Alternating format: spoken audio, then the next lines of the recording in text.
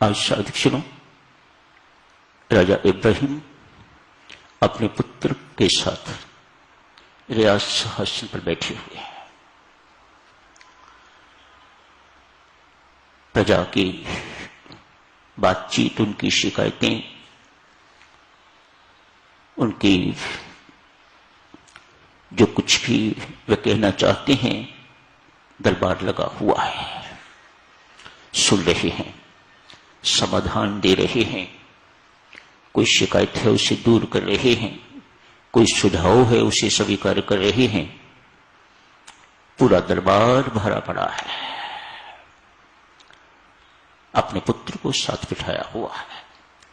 Training है, उसे training राज्य तो उसने संभालना है। मेरी तो कहीं और तैयारी हो रही है।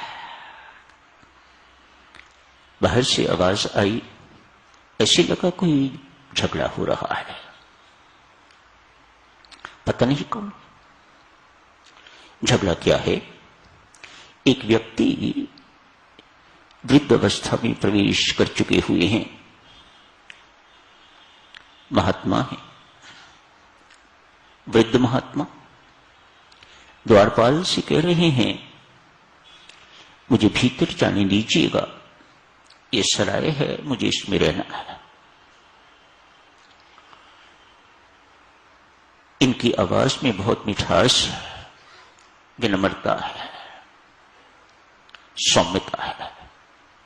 द्वारपाल की आवाज में नहीं, कर्कशता है, क्रोध है।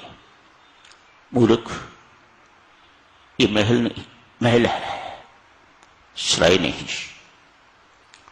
सराय वो सामने, ये सीधी सड़क सराय को जाती है। अपना मुख बदल, दूसरी तरफ कर और उधर को जा, नहीं तो मैं धक्के देकर तुम्हें बाहर निकाल दूंगा। शांत भाव से महात्मा कहते हैं, मत रोक भाई मुझे, मैं तुम्हें ठीक कहता हूं, ये सराय है और मुझे यहां रहना है, मुझे अंदर जाने थे। द्वारपाल ने उसकी बात न सुन के जैसे ही उसे पकड़ा धक्का देने के लिए, राजा साहब अंदर बैठे हुए इस झगड़े की आवाज सुन रहे हैं। दो तीन आवाजें सुनी, मन में हुआ, कौन व्यक्ति है ऐसा जो इस महल को संसार जानता है? ये राजा का घर है, दरबार है, महल है, ये सराय नहीं है। व्यक्ति आग्रह कर रहा है कि ये सराय है। संदेश भेजा, आदरपूर्वक उन्हें भीतर लाया जाए। लाके देखा, यकदम देखते ही राजा साहब का सिर झुक गया,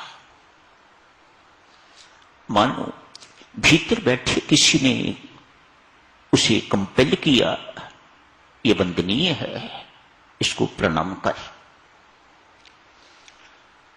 संत महात्मा के चेहरे पर बड़ा तेज है, बड़ी शांति है, बहुत अजीब सा, अद्भुत सा गहरा नूर है, बहुत शीतल दिखाई दे रहा है।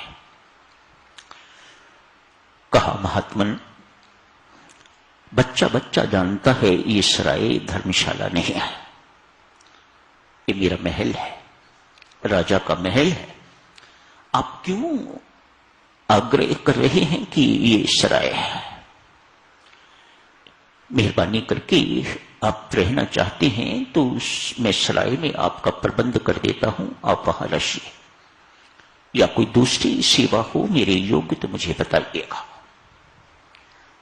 कहा, राजा साहब, अनेक वर्ष पहले भी मैं आया था, तब तो आप नहीं थे।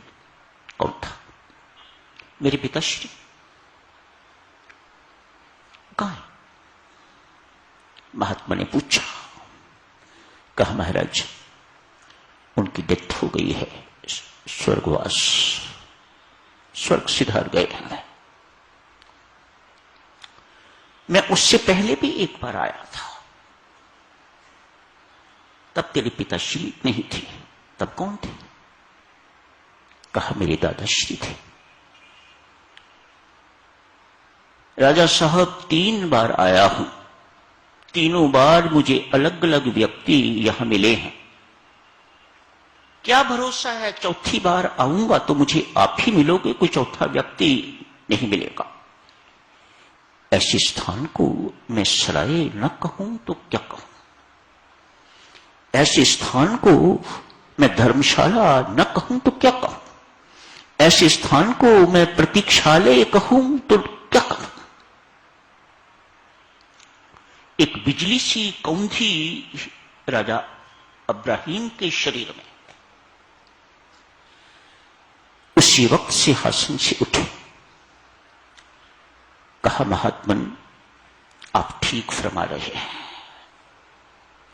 जहां आने का पता नहीं, यहां से जाने का पता नहीं, जहां रहने की अवधि का पता नहीं, महाराज वह सराय ही हुआ करती है।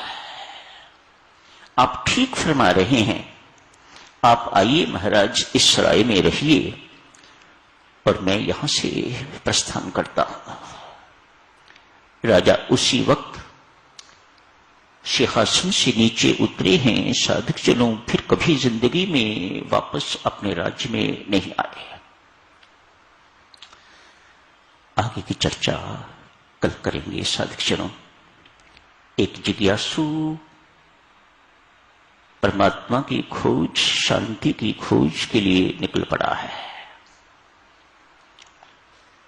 पहले किसी परमात्मा के प्यारे की खोज में जो मुझे रास्ता दिखा सके। कहां जाना है मुझे पता नहीं, कोई परमात्मा का प्यारा मुझे मिले, मुझे बताए this way goes to him, इस सड़क को पकड़ ये परमात्मा के घर ले जाएगी। उस परमात्मा के प्यारे की खोज में राजा इब्राहिम निकल पड़े हैं। कल करेंगे साधक जनों आगे की चर्चा। आज यही समाप्त करने की इजाजत दीजिएगा।